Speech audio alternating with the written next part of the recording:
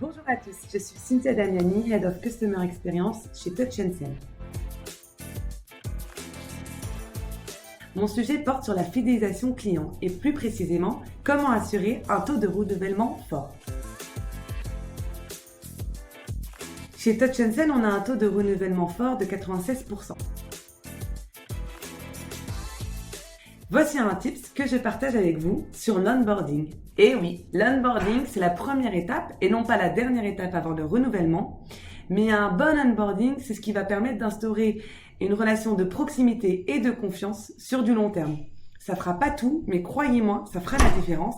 C'est pour ça que c'est un sujet important. Chez Touch & Sell, notre onboarding commence par un kick-off. Celui-ci se fait avec le sales pour introduire le CSM, le chef de projet côté client, et puis il sera en plus votre grand allié, et le décideur qu'il faut à tout prix connaître. Pendant le kick-off, on fait un call de découverte auprès de son client. C'est le moment de poser toutes les questions qui vont permettre de bien comprendre le compte. Comme par exemple, qui va utiliser l'application ? Quelles sont leurs cibles ? Quels sont leurs prospects ? Combien de rendez-vous ils vont faire ? C'est le moment de le faire puisque vous êtes en découverte. Certaines questions seront plus délicates à poser dans quelques mois. Le client pensera que vous ne maîtrisez pas le compte. Donc vraiment, pendant le call de découverte, c'est le moment de le faire. Et on est légitime à poser ces questions. C'est ce qui va aider dans la relation et dans le suivi. Moi, j'ai un exemple d'une DIRCO dans l'assurance qui m'a remercié, qui a apprécié mon suivi. J'ai vraiment voulu comprendre comment ils travaillent et comprendre ce qu'ils vendent parce que c'est ce qui va m'aider à assurer le suivi et le succès, je l'espère, du compte. Dans les questions, il faut aussi penser aux enjeux et aux KPI pour y répondre. Et pour le faire, il faut faire venir le décideur. On se rend compte que c'est rarement le chef de projet qui a les réponses, mais c'est vraiment le décideur qui va savoir en parler. Et puis comprendre les enjeux, c'est ce qui va me permettre de définir avec le client des KPI de réussite du projet. Et je pourrai surtout m'appuyer sur ces éléments formulés ensemble pendant tout mon suivi client. Et surtout, quand la santé du compte se portera pas très bien, ce sera un bon appui pour moi. Il faut savoir accompagner le client dans la formulation et dans la mise en place des KPI. Je vais vous donner un exemple. Moi, je travaille avec un client aux États-Unis dans le secteur agroalimentaire. J'ai fait mon kick-off avec la VP Sales.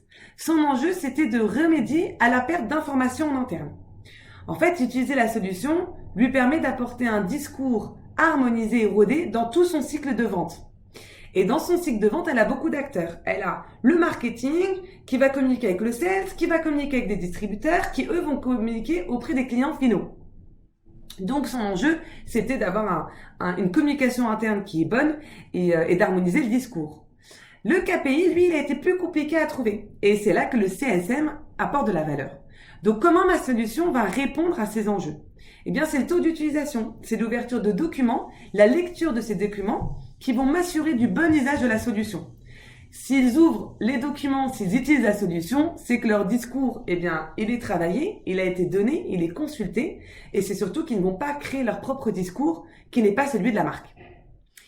Petite astuce, ce qui a été formulé par le client et avec le client pendant ce call, ce qu'on fait, c'est qu'en fait, on va lui envoyer un compte rendu par email pour être certain que nous partons ensemble sur une base qui est saine, solide et commune pour les enjeux et les KPI. Vous l'aurez compris, l'onboarding, c'est le point clé d'une réussite et ça ne s'arrête jamais car dans SaaS, c'est un éternel renouvellement.